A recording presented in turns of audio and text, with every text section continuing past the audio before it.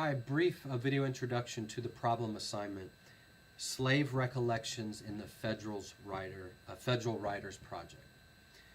So click on the background tab. Here you're gonna read about how early historians of slavery, probably till just a generation or two ago, had depicted slavery as something benign, as something benevolent, as the slaves were almost happy to be slaves, that slavery wasn't brutal, it wasn't demeaning, it wasn't based on violence.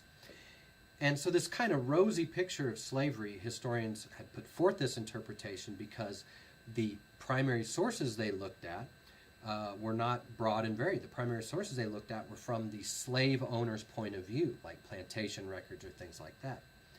These historians didn't look at the sources that slaves left. So they didn't really ask or try to find out what slaves thought of slavery. They always looked at it from the master's point of view. Well, more recent scholarship has overturned that view, and by looking at slavery through the eyes of slaves have showed it was have demonstrated that slavery was a demeaning, a violent institution.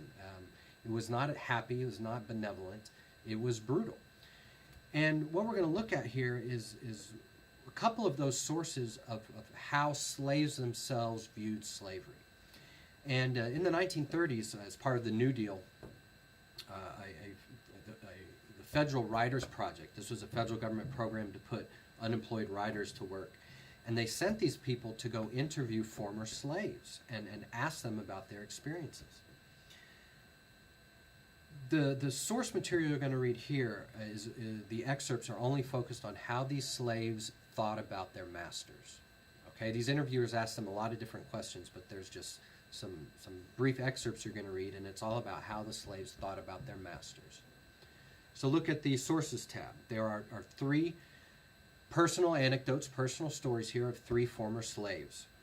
And again, these are their recollections from these interviews of the 1930s. And in each one of these three personal recollections, personal reminiscences, it's regarding how these slaves viewed their masters. Okay?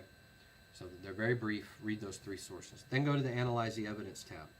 Here there's an interpreting and sourcing chart. And so for each of these three personal stories, I want you to respond to two questions for each one of these personal stories. One, how is the master depicted? In what ways is the master depicted? How did each one of these three slaves view their master? What was their attitude towards their master? What did they think about their master?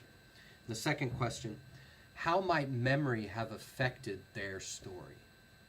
How might memory have affected their story? Remember, these are very elderly people. In the 1930s, if they were slaves, by the 1930s, they're 70, 80, 90 years old.